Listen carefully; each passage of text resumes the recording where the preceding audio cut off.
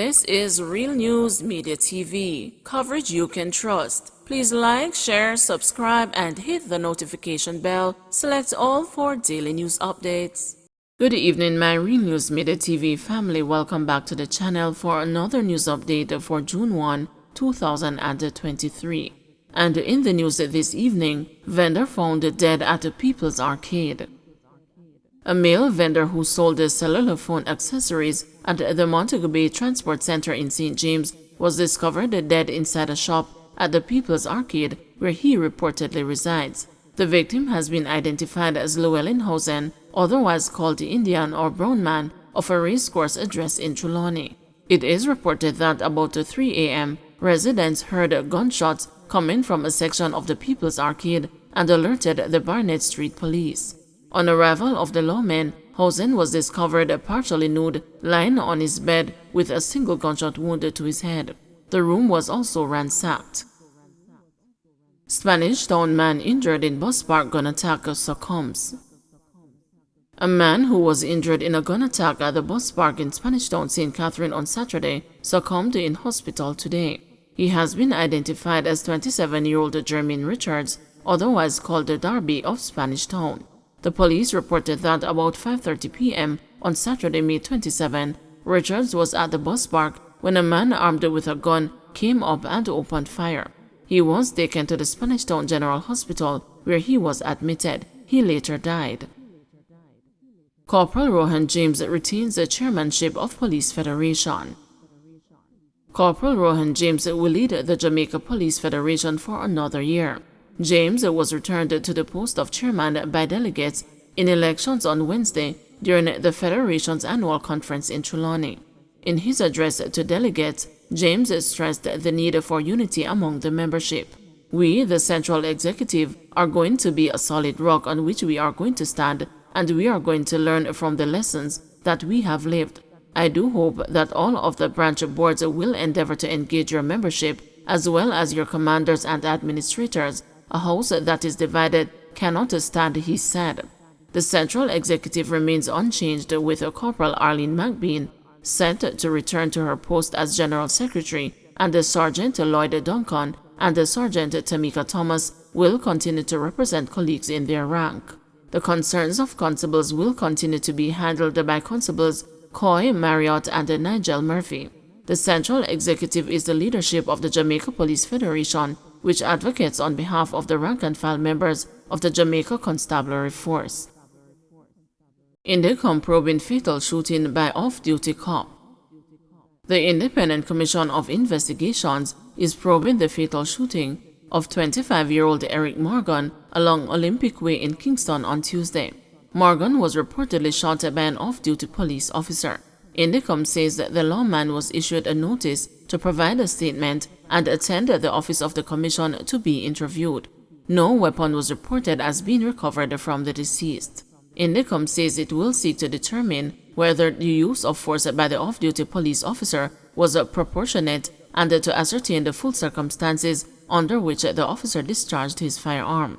Indicom is encouraging anyone who witnessed this fatal shooting incident or any other shooting incident to assist in the investigative process by contacting its office or by sending any photos and videos to its official WhatsApp at 876-553-5555. 48 people have been fatally shot in incidents involving members of the security forces since the start of the year. 12 of these incidents were recorded in May. Clarendon man charged in relation to Canadian woman's death offered bail. The Clarendon man charged in connection with the death of Canadian national Jada Pauline Whitehead was offered bail in the sum of $1 million when he appeared in the Clarendon Parish Court on Thursday.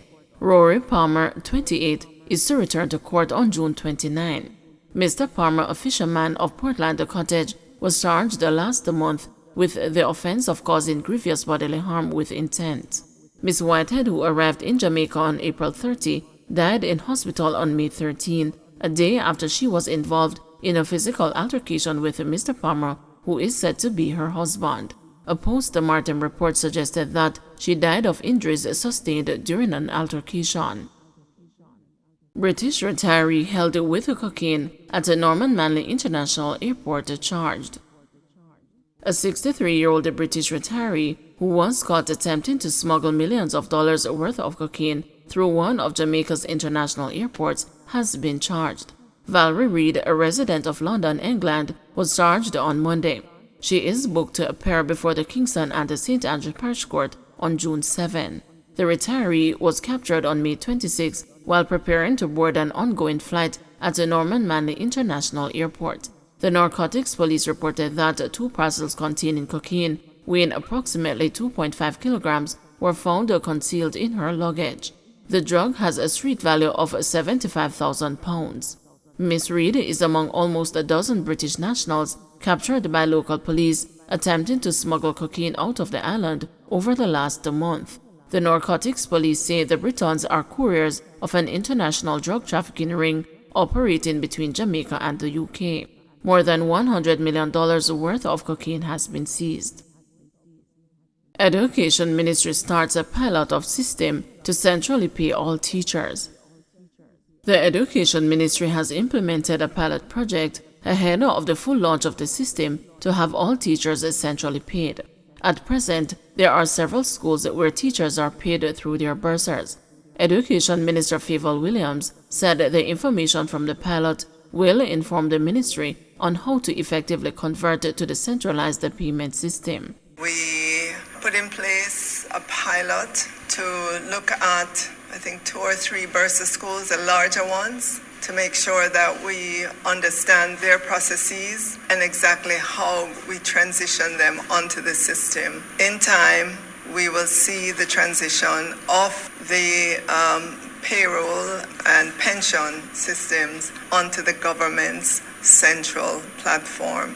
Right now, there are 2 different systems of paying our teachers. The central ministry pays about 18,000 teachers, and several of our high schools individually pay their teachers. St. Catherine Municipal Corporation assessing damage from Linstead Market fire. The St. Catherine Municipal Corporation is assessing the damage caused by Thursday morning's blaze at the Linstead Market. Fire, believed to be the work of arsonists, destroyed at least 20 stalls at the St. Catherine-based market. Norman Scott, chairman of the St. Catherine Municipal Corporation, says efforts will be made to assist legitimate vendors. I am not even sure if everyone was registered and were legitimately paying their user fee. So again, we're going to be looking at the persons who were duly registered and who were paying their vendor fees to see whatever assistance we can render to those persons who have lost all their belongings, he said. The Spanish town mayor has called for the perpetrators to be quickly brought to justice. I really want to say to individuals who have in their intentions to really cause mayhem in the society to desist from doing so. And I am going to be calling on the police to leave no stones unturned if this is the act of arsonists, to make sure that those individuals are caught, brought to the books, and are dealt with according to the law, he urged. The Jamaica Fire Brigade said the blaze started about 4:20 Thursday morning. Don't forget to like, share, subscribe, and hit the notification bell. Select all for daily news updates.